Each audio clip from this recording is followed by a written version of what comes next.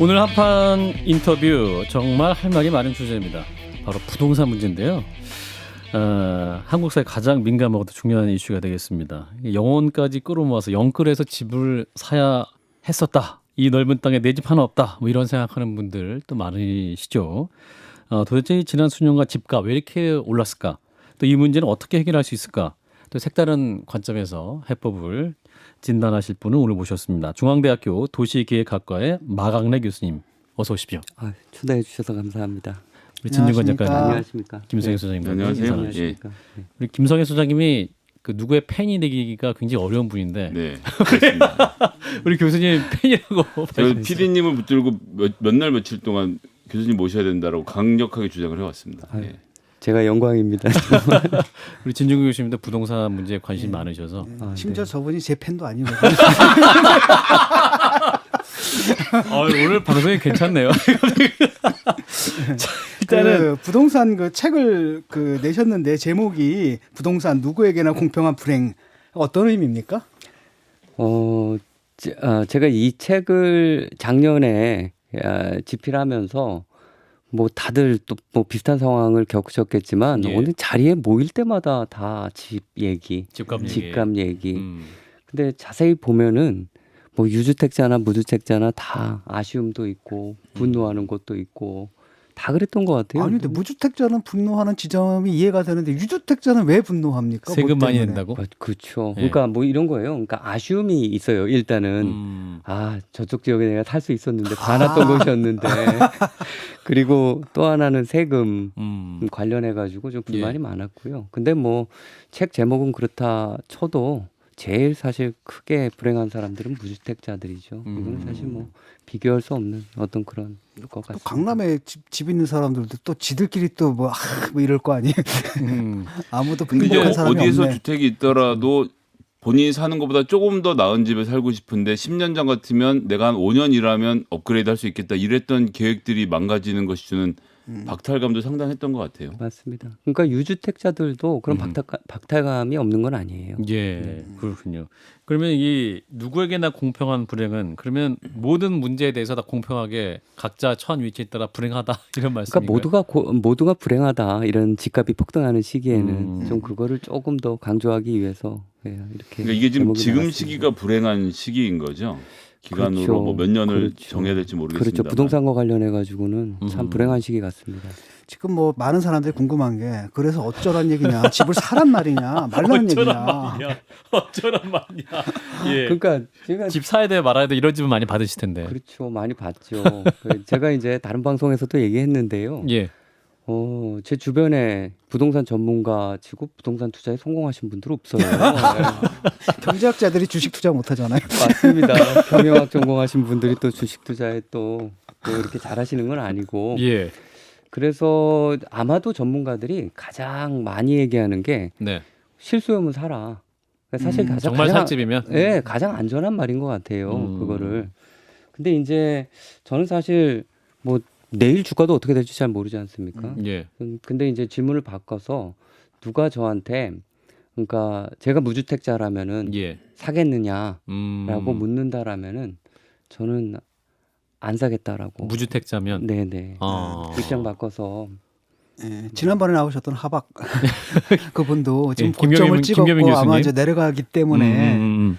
좀 기다려야 된다 이렇게 말씀을 하셨는데 예. 지금 기준금리를 한국은행에서 1%까지 올렸고요. 내년에 또 다시 두 단계 해서 1.5%까지 올릴 거라는 예측이 나오고 있거든요. 근데 이제 아무래도 금리가 올라가면 집값이 좀 꺾이지 않겠습니까? 그렇죠. 그러니까 우리가 상식적으로 그러니까 일반적으로 보면은 금리랑 집값은 반비례 관계에 있죠. 근데 우리 뭐 부동산사를 보면은 꼭 그렇지는 않아요. 예. 그러니까 노무현 정부 때는 진짜 금리를 굉장히 기준금리를 크게 올렸죠. 실제 시중금리가 8%까지 갔었습니다. 예. 2008년 정도에는. 야, 꿈 같은 시절이다 진짜. 네. 그런 데가 은행에 돈이 있었는데 몰린 시기였어요. 그때는 금리랑 집값이랑 같이 올라갔습니다. 사실. 그래서 어떤 분들은 꼭 이게 맞는 건 아니다라는 생각을 하시는데요. 그러니까 저는 이번에 만약 금리 인상이 좀 빠르게 이루어진다라면 집값 하락이 올 것이다라는 생각을 가지고 있습니다. 그거에 대한 근거는 주택 구입 부담 지수라는 게 있어요. 음. 그게 서울 같은 경우에는 거의 뭐 전고점을 돌파해서 예. 정말 어려운 상황이에요. 그러니까 음. 그 지수가 한 100 정도가 되면요. 예. 한 자기 소득의 한 중위 계층의 소득의 한 25%를 원리금 상환에 쓴다라는 개념인데 예. 지금 그게 한 172 정도예요. 음. 서울 같은 경우에는 예. 그 얘기인즉 자기가 버는 소득의 한 40% 정도를 넘게 지금 부담하고 있는 상황에서 이런 상황에서의 금리 인상은 부담이 될 수밖에 없다라는 걸 예, 그렇게 그렇군요. 말씀드릴 수 있을 것 같습니다. 이제 그게 또 문제는 뭐냐 이런 거거든요. 항상 정부에서는 늘 고점이다. 그래가지고 집을 안 샀는데 올라버린단 말이죠. 그래서 거기에 대한 불신이 있는데 네네. 이번에 확실하죠. 교수님이 갑자기 말씀드리기- 당황하셨어요. 거품 교수님이 맞으니까. 제 교수님이 생각- 경제부총리는 아니시니까 네. 편하게 말씀하십시오. 그러니까 제 생각은 그러니까 사실 우리가 거품을 판단하기 위해서는 예. 그러니까 기준이 있어야 되잖아요. 네. 그러니까 우리가 정상 가격 개념이 있어야 되지 않습니까? 음. 정상 가격을 정확히 추정하는 게 굉장히 중요한데요. 그러니까 이런 시장 속에서 그걸 초과하는 게 거품 아닙니까? 그럼 정상 가격을 어떻게 추정하느냐? 뭐 이게 기준이 없는 건 아니에요. 전문가들이 쓴 그러니까 흔히 쓰는 기준이 예. 뭐 제가 몇 가지만 빠르게 말씀을 드려보겠습니다. 그러니까 소비자 물가 지수를 기준으로 하기도 해요. 원래 소비자 물가 지수에 집값은 안 들어가요. 예. 근데 그것도 이제 하나의 그 기준이죠. 시장에서의 음. 거래되는 재화다 보니까 그거 대비해서 어느 정도 높아져 가고 있는지를 하나 이제 얘기하기도 하고요. 또 하나가 총통화. 그러니까 총통화. 네, 총통화, 통화량, 유동성. 예. 그러니까 유동성. M2 관련해 가지고 많이 지표를 쓰고요. 예. 또 하나가 우리나라의 경제 규모 대비해 가지고 부동산 시가총액이 어느 정도인지. 음흠. 그래서 사실 20년 전만에 해도 우리 경제 규모에 비해서 그 GDP 대비 한 1.6이었어요. 배. 그러니까 지금 한 2.6이에요. 이것도 완전히 최고점이다라고 보실 수가 있고요. PIR 같은 경우 우리 소득 대비 주택 있잖아요. 그러니까 소득 다 벌어가지고 하나도 안 쓰고 몇 얼마나 년을 걸리느냐. 더 할 수 있는지 그게 서울 같은 경우에도 이런 경우가 없죠. 한 18년, 19년 정도. 하나도 안 쓰고 월급 타게 네, 월급 넣었을 그대로 때 그대로 저축해가지고 18년. 좀 중간 정도 되는 어떤 그런 음. 주택을 사는데 드는 연수가 그렇다라는 얘기입니다. 그렇군요. 그러니까 모든 거에서 이렇게 전고점을 돌파했는데 이런 거예요. 주식 투자하시는 분들도 굉장히 중요하게 보는 게 펀더멘탈 아닙니까? 예. 근데 사실 이런 기준들이 펀더멘탈이라고 볼 수 있을 것 같아요. 음. 그러니까 언젠가는 회귀하겠죠. 우리 8년 동안 주구장창 올랐습니다. 그러니까 조정을 받을 시기가 온 거예요. 그러니까 뭐 어떤 물건도 어떤 거래되는 물건도 계속 오를 수는 없거든요. 이런 식으로 빠른 속도로요. 예. 그래서 지금 한 8년 정도 올랐으니까 이게 굉장히 길었습니다. 음. 만약 조정을 받는다면 조정받는 어떤 그런 기간도 좀 길 수 있다라는 어떤 그런 말. 근데 이게 조정을 받는다 하더라도 이게 쭉 오른 8년 전부터 계속 올랐는데 옛날 8년 전 수준으로 가고 이러는 건 아니지 않습니까? 그렇지 딱 않죠. 있다가 거기서 멈추고 약간 내려온 상태에서 또 있다가 나중에 또 다시 올라가고 이럴까 봐. 그렇죠. 저희 IMF 때 서울 집값 폭락했다고 하지 않았습니까?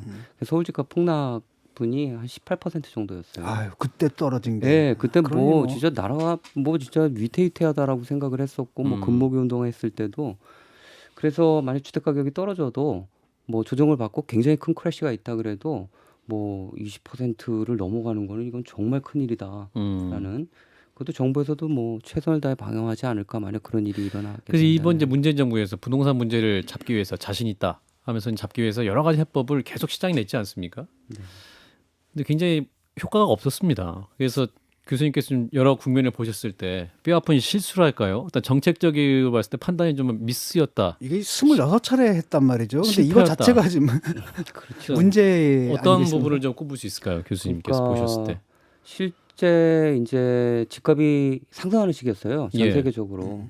그 상승하는 분위기가 있었습니다. 그러니까 글로벌적으로? 글로벌 금융위기를 예. 극복하는 과정에서 유동성도 많이 풀렸고 예. 또 이런 과정에서 올라갈 수밖에 없는 상황이었는데 그거를 처음에 감지하지 잘 못한 거죠. 그게 사실 가장 첫 번째 큰 실책이 아니었나라는 생각이 들고요. 이후에 이제 부동산 정책을 내는 과정에서 좀 너무 우왕좌왕했던 거, 우왕좌왕했다. 예. 그게 또 실책으로 들어갈 수 있을 것 같다라는 생각이 들고요. 그 다음에 또 하나가 부동산 집값을 잡는 어떤 그런 방식으로 수요 억제에 굉장히 초점을 맞췄다라는 거, 그것도 실책이 될 수 있을 것 같고 조금 더 구체적으로는 저기 우리 임대주택 사업자 관련된 제도, 예. 그러니까 천년도에 문재인 정부 천년도에 나왔을 때 이건 진짜 너무나 큰 실책이었다라는 그러니까 너무나 큰 혜택을 줬던 거죠. 아하. 그래서 집을 사라는 사인처럼 받아들여졌고요.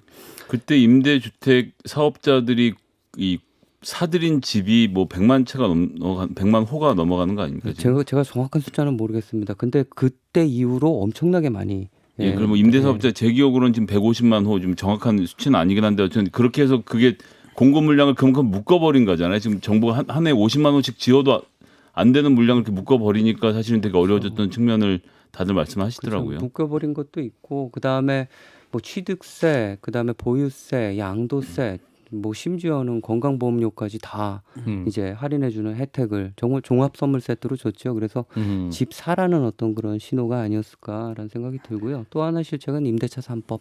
그건 뭐 다른 분들도 다 말씀. 그래서 이제 다시 공급 정책의 대안이다 이렇게 얘기하시고 시장에 맡겨야 된다 이런 말 많이 하시고 그래서 이제 주요 대선 후보들도 뭐 조금씩 차이 있습니다만 250만 호 공급하겠다 이렇게 이제 정책 내놓고 있거든요. 이거 어떻게 보세요, 교수님? 지금 여기다 더해서 저도 이거 제일 궁금한 것 중에 하나인데 제가 지금 살고 있는 아파트가 되게 오래된 아파트이기도 하고 그러니까 지금 신규 물량이 앞으로 엄청나게 지금까지 굉장히 묶여 있었고 특히나 서울 같은 경우 박원순 시장 내내도 묶여 있었고 이것이 갑자기 지금 폭발적인 세로 돌아서서 신규 아파트는 엄청 들어서고 구축 아파트들은 그냥 있는 상태로 한 10년쯤 지나가면 굉장히 이 시장 질서가 교란될 것 같은 느낌이 들거든요. 맞습니다.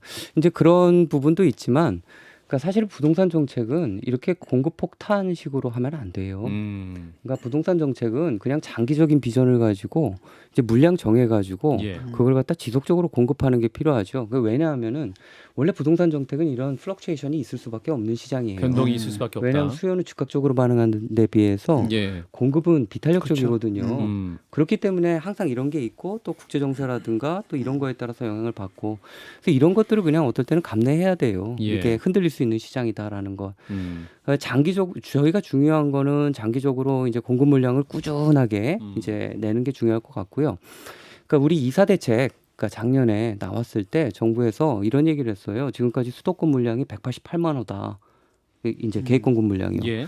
근데 이건 단군 이래 최대 물량이에요. 우리 그 노태우 정부 때 200만 호 주택 건설 계획 있지 않았습니까? 그때도 수도권 물량은 90만 호밖에 안 됐어요. 근데 188만 호라고 얘기를 했는데 실제 조그만 것까지 다 합치면 200만 호가 넘어요. 그래서 뭐 일반 분들은 200만 호가 어느 정도 물량인지 잘 감이 안 잡힐 수 있는데 200만 호 정도면요. 지방에 있는 광역시에 있는 모든 아파트를 다 합치면 200만 호가 약간 넘습니다. 그러니까 사실 이건 수도권 공급 폭탄이라기보다는 실제 그러니까 비수도권의 폭탄이 될 수 있는 어떤 그런 가능성이 있는 어떤 그런 물량이고요. 저는 이걸 다 지킬 수 있다라고 생각은 안 해요. 근데 한 반이라든가 만약 3분의 2만 그 어려운 일을 해냈다고 해도 실질적으로 지방에도 굉장히 큰 충격이 가고 또 수도권 주택가 그 점을 좀 설명을 해주시죠. 지방에 왜 충격이 간다. 지방이 말라붙을 거라는 말씀이죠. 말라붙을 가능성이 크죠. 말라붙다는 그러니까 게 공실률이 많이 생기고 이런 거예요. 그러니까 저는 많은 전문가분들이 얘기하는 것 중에 네. 제가 이제 조금 견해를 크게 달리하는 어떤 그런 부분이 있는데 예. 많은 이들이 살고 싶어하는 곳에 주택을 공급해야 집값을 잡을 수 있다. 특히 서울도 요지에 공급을 하고. 근데 저는 그 얘기가 뭐 틀린 건 아니에요. 맞다라고 보지만 거기에 집값을 잡기 위해서 그래야 된다라고 집값을 잡기 위해서라는 단서를 붙여서는 안 된다라는 생각이 들어요. 왜냐하면은 우리가 수요 공급 원리에 의해서 공급이 많아지면 가격이 내려가는 건 맞습니다. 네.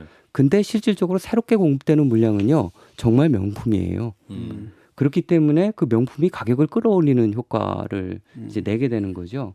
그렇기 때문에 서울에 계속적으로 이제 헌 아파트들이 새 아파트로 변화하고 또 공급 물량이 계속 늘어나고 주변에 정비하고 들어오면서 그 서울이라는 지역이 굉장히 이렇게 크게 탈바꿈을 하는 거죠. 예. 상대적으로 지방 같은 경우에는 인구가 줄다 보니까 그 실질적으로 서울에서 염려했던 그 현상이 더 크게 나타나고 있어요. 그러니까 지역에서도 대단지가 있는데 그 대단지가 인구가 줄다 보니까 실제 이게 재건축이 굉장히 금방금방 못 들어가는 거예요. 재개발이나. 그러다 보니까 점점 노후화되고 또 낙후되는 속도가 더 빨라지고 또 이제 서울에는 좀 그런 압력이 세다 보니까 계속적으로 공급되고 상대적으로 더 좋은 지역이 되고 사람들이 서울을 더 찾는 지역이 되는 거죠. 그래서 예. 그 여야 대선 후보가 모두 뭐 이제 임기 내 뭐 250만 원 막 이렇게 얘기를 하는데 그 전문가의 관점에서 이게 사실상 250만 원하고 다 지어질 수는 없잖아요. 어느 정도가 가능할까? 현실적으로 어느 정도가 가능할 것 같습니다. 저는 이런 것 같아요. 그러니까 우리가 그런 물량을 볼 때 전국 단위에서 보는 방법이 있고요. 근데 부동산 시장은 서브 마켓이 굉장히 또 중요해요. 네. 지역별로 굉장히 큰 편차가 있기 때문에. 예. 네, 그래서 지역별로 보는 게 되게 중요한데요. 그 지역별로는 저희가 이제 제가 생각하는 거는 대략적으로 주택 보급률로 한다라면은 한 110에서 115% 정도를 장기적으로 놓고요. 그거를 점점 이렇게 채워가는 방식으로 그거 굉장히 중요합니다. 그러니까 예. 우리가 110이라 그래갖고 주택이 남아도는 건 아니거든요. 예. 그러니까 새 주택이 공급되면은 점점 상방 이동을 하면서 하위 주택이 이제 남아도는 거죠. 그걸 정비해가는 방식으로 주택의 질을 점점 높이는 거예요. 소득 수준이 점점 높아지다 보니까 이제 그런 류의 정책이 필요하고요. 요거는 지역적으로 장기 비전을 가지고 계속 해나가는 게 중요하다라는 어떤 그런 생각. 장기 비전. 그러니까 약간 뭐랄까요? 시장 예측 가능성도 좀 부여해야지 이 시장이 안정된다는 말씀이신 맞습니다. 것 같아요. 갑자기 이렇게 그러니까 사실 문재인 정부 그러니까 한 정부의 부동산 집값이라든가 부동산 시장 상황은 이게 부동산이 사이클이 굉장히 길기 때문에 그렇죠. 전 정부나 전 정부의 영향을 받을 수밖에 없어요. 예. 그렇죠. 그럼 마찬가지로 문재인 정부에서 굉장히 많이 주택을 주택 공급 계획을 낸다. 근데 다음 정부에서 그걸 실행을 한다.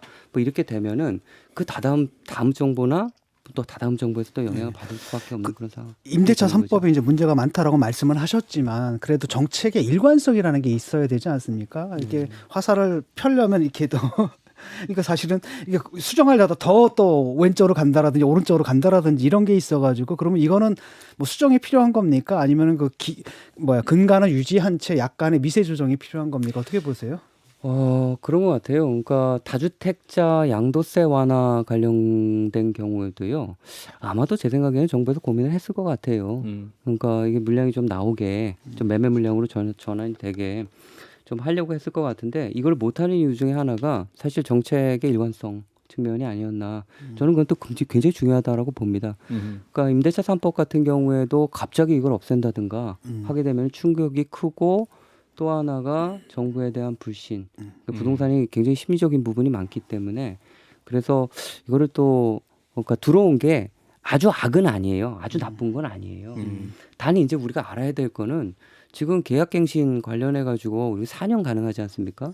4년 이후에는 다시 시장 임대료를 내야 된다라는 사실이에요. 그러니까 이게 장기적으로 가면은 어차피 시장 임대료를 내야 되는 상황이죠. 예. 그래서 이게 근본적인 대책은 될 수 없다라는 거예요. 그래서 이제 서민주거- 교수님께서 네. 제안하시는 게 그 수요를 분산하는 방향으로 가야 된다 이런 말씀하셨어요. 이게 어떤 의미인가요? 그러니까 우리가 이제 이렇게 집값이 올랐을 때는 이제 깜짝 놀라지 않습니까? 그래서 두 가지 정책을 생각을 합니다. 그러니까 수요를 억제하는 방법 하나, 그다음에 공급을 확대하는 방법. 근데 제가 아까 말씀드렸듯이 공급 확대에는 한계가 있어요.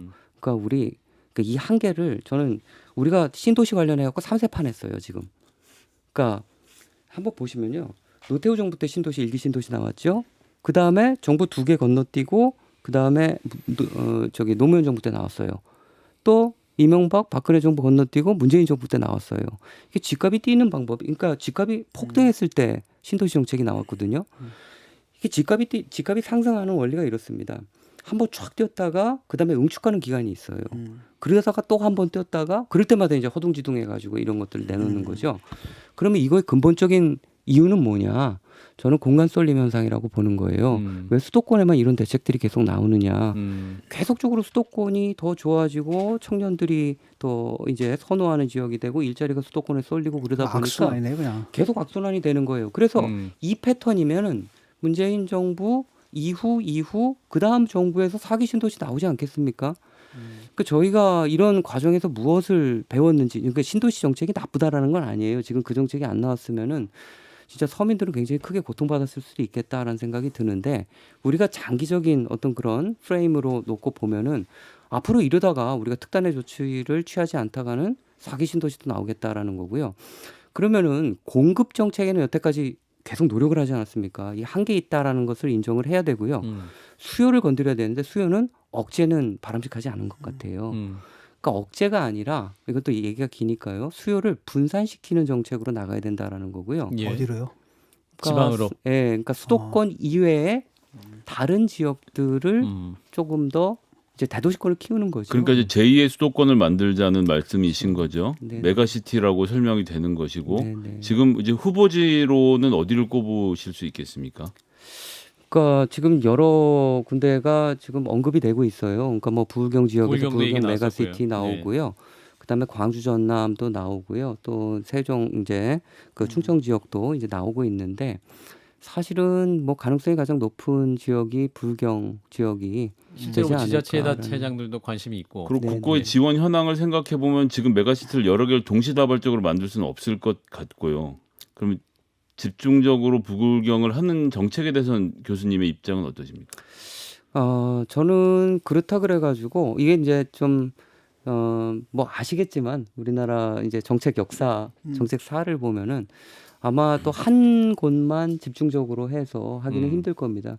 그래서 저는 사실 우리 국토공간에 큰 그림이 있어야 된다라는 생각이 들고요. 예. 그러니까 왜 대도시권이 중요하냐면은 그러니까 지금 전 세계적인 그 도시 발전 트렌드도 대도시만 성장하는 트렌드가 굉장히 강하게 나타나고 있어요. 그러니까 이게 특히 산업 구조 변화랑 맞물려 있고요.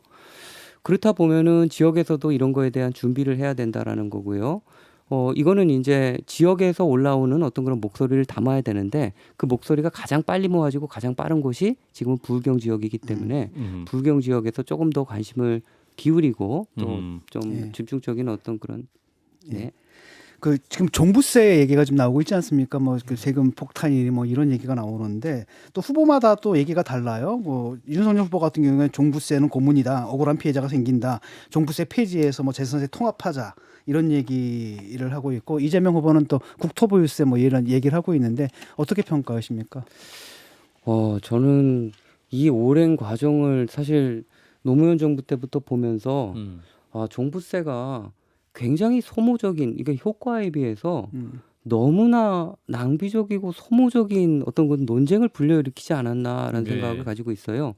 근데 우리 종부세 탄생 역사를 보면요. 재산세가 가지지 못하는 단점을 보완하는 게 있어요. 왜냐하면 재산세는 누진 구조인데 그게 지방에서 걷다 보니까 지방세다 보니까 그 누진을 잘 반영하지 못해요. 그래서 이거를 이제 종부세가 국세가 필요했던 거고요. 이제 국세로 걷었던 거죠. 근데 예전에는 재산세를 보완해 하는 방법으로 하려고 했어요. 예. 근데 부자지자체의 그 반발이 굉장히 심했던 거예요. 아, 그래서 재산세를 못 건드리고 종부세를 위에다 얹은 겁니다. 그래서 저는 개인적으로는 생각이 그래요. 그러니까 이 보유세는 하나로 통합돼야 된다라는 생각을 가지고 있어요. 그래서 재산세를 하되 이 재산세가 지방세로서 남아 있는데 굉장히 한계가 크니까 이거를 국세로 올리고 누진 구조를 확실히 만들자라는 겁니다. 거기에서 이제 지방이 지방세를 적게 걷는 데에 대한 어떤 그런 불만이 있을 수 있어요. 그거는 전반적인 조세책의 개편을 통해 가지고 해야 되는 거고요. 저는 또 하나 이거를 말씀드릴 수 있는 이유가요. 국토 전반의 부익부 빈익빈 현상이 굉장히 빠른 속도로 진행되고 있고요. 앞으로도 그럴 거예요. 예. 이제 그런 과정에서 지방세를 더 걷는, 그러니까 뭐 부동산 가격이 점점 높아지다 보니까 지방세를 더 걷는 지자체는 이것 때문에 이런 현상 때문에 훨씬 더 걷게 되고 거기는 행정을 잘하고 또 인구를 끄는 이런 현상. 그러니까 절대적으로 그러니까 지금 종부세 같은 경우에는 어떤 격차 해소의 어떤 그런 기능을 하지 않습니까? 예. 그러니까 저는 재산세로 하나로 통합을 해가지고 재산세가 격차 조정 기능도 가질 수 있도록 하는 방안이 굉장히 필요하겠다라는 어떤 그런 생각이 있습니다. 예, 알겠습니다. 이 부동산 문제 정말로 어디서부터 실타래를 풀어야 할지 어려운 문제인데 오늘 교수님 모시고 말씀드리니까 뭔가 가다가 잡힌다라는 생각이 드는데 한 번 더 모시고 더 차근차근 좀 들어봐야 되지 않을까 싶습니다. 오늘 말씀 여기까지 드릴게요. 중앙대학교 도시계획학과의 마강래 교수님 고맙습니다. 감사합니다.